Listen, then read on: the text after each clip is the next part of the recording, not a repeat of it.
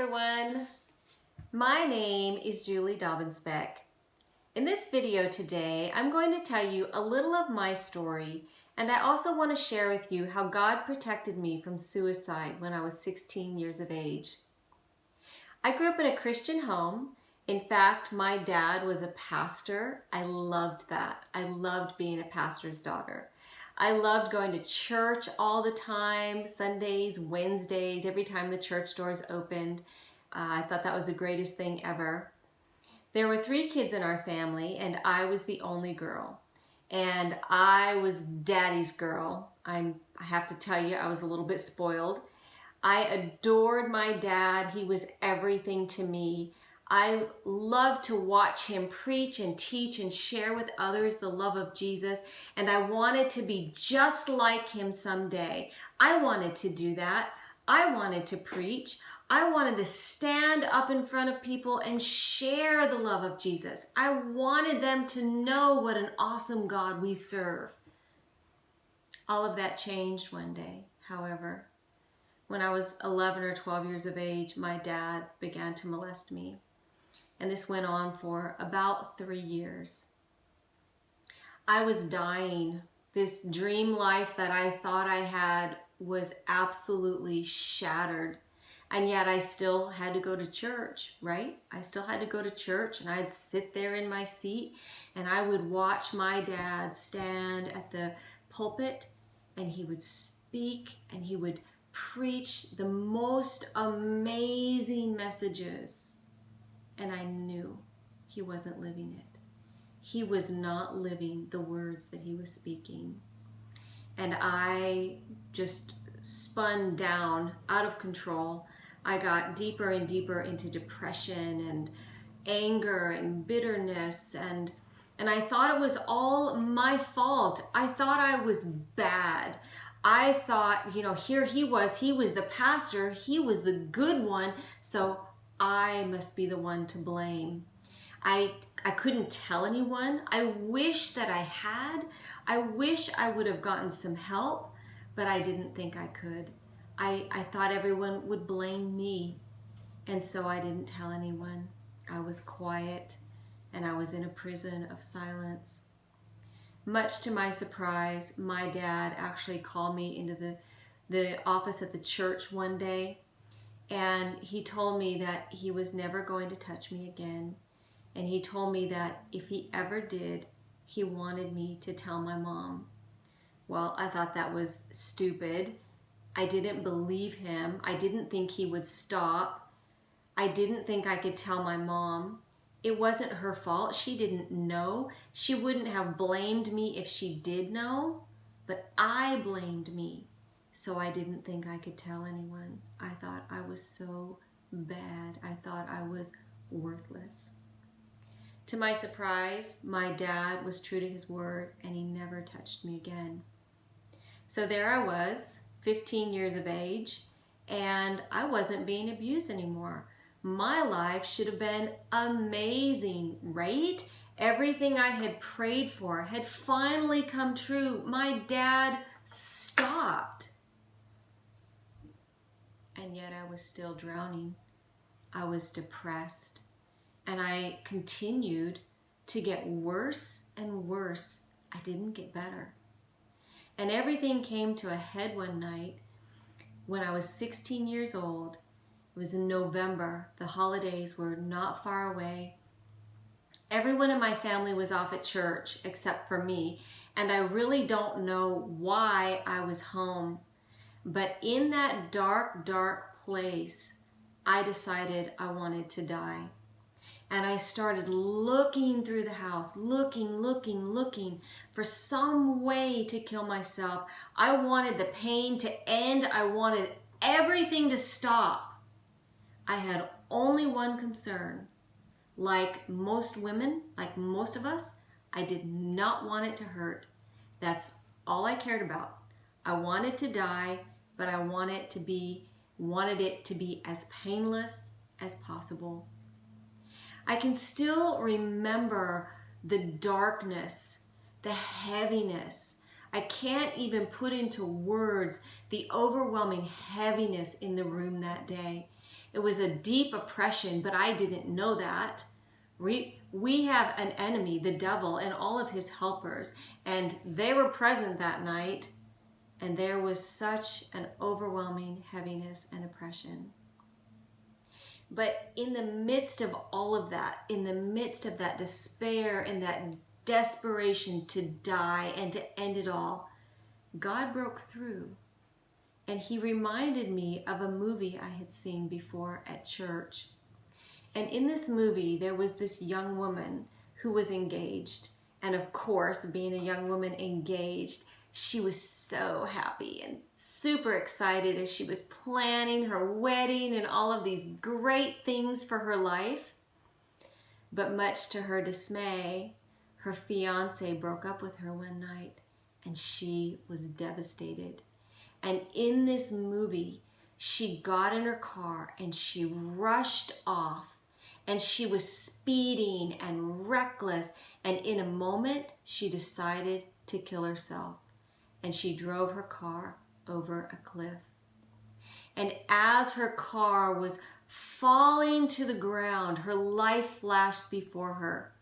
We've heard that often, that people in these kind of circumstances, that their life flashes before them. But in this story, in this movie, it wasn't just her past. She saw the future that she would have had if she had not decided to end it all. She saw the husband that she would have had, the children that she would have had, this beautiful life filled with joy that was for her, until she decided to kill herself. And it was too late for her. She didn't make it.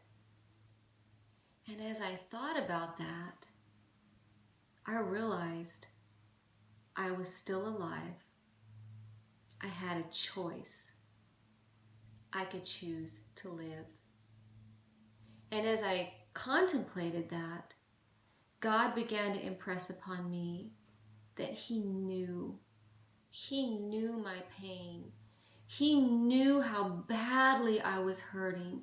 And He promised me in that moment that I would not always hurt so badly, that I had better days ahead, that I had happy days, joy-filled days.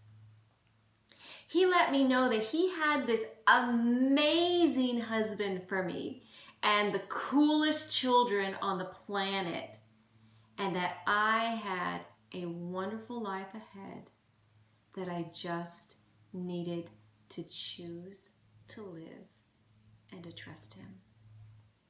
And somehow in that moment, I took hold of that promise. And as I did, that darkness began to lift. And obviously, I lived to see another day. In the months that followed, God began to do a healing work in me, and I began to get better. Slowly, I began to get better. I'm not going to lie to you. Healing is a lifelong journey. I've spent a lot of time working on my own personal healing. God and I have done a lot of work, and every time I think I'm done, He shows me more. But I wouldn't trade it. It's all worth it. God has brought me to such a beautiful place. He's done so much healing in my life. And I know that if He shows me more in the future, He'll get me through that too. Today, I live with the husband God promised me when I was 16. This summer, Vince and I will celebrate 35 years of marriage. He is such a beautiful gift, and God promised him to me when I was 16 and I wanted to die. My 3 children, they're all adults now. They're married and they have amazing spouses. I love all of my I love my son-in-law and my daughter-in-laws. They're awesome. I'm super blessed. Vince and I also have 7 of the best grandchildren that God has ever created. I'm sure if you have grandchildren, yours are amazing, but mine are better. These are my grandkids. They are the best. Don't we all feel like that? The beautiful thing is that I can say that because I'm alive, because I chose with God's help to live when I wanted to die. God gave me hope. He gave me a promise. And with His grace and His help, I've lived to see those promises fulfilled.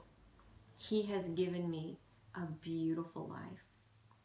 And God doesn't waste our pain.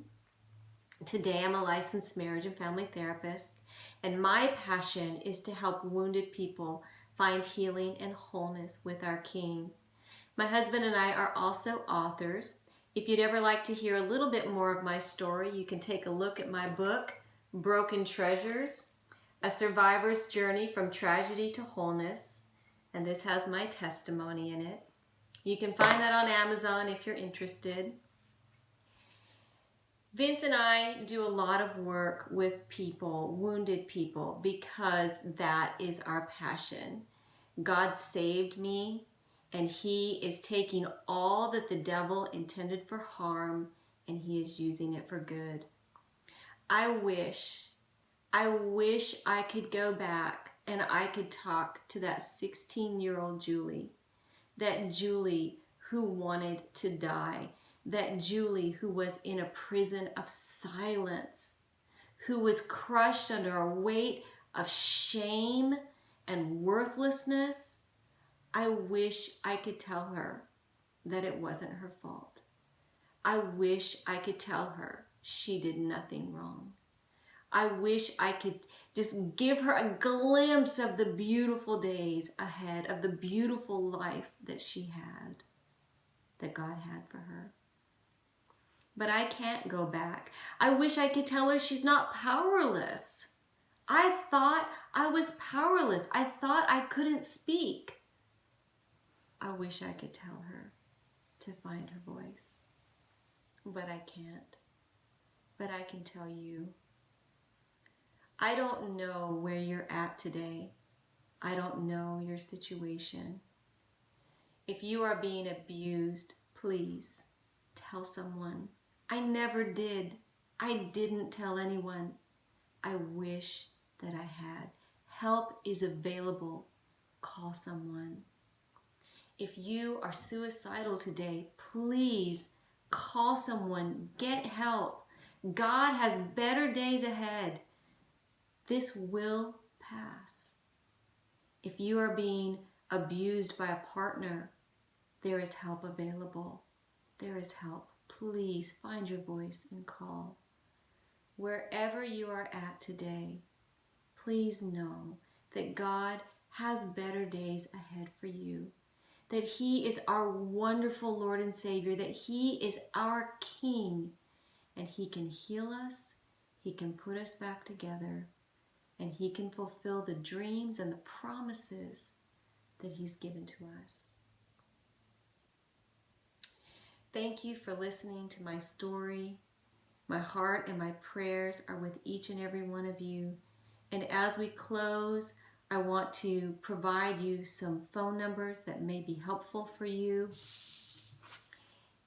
If you are in an emergency situation right now, please call 911.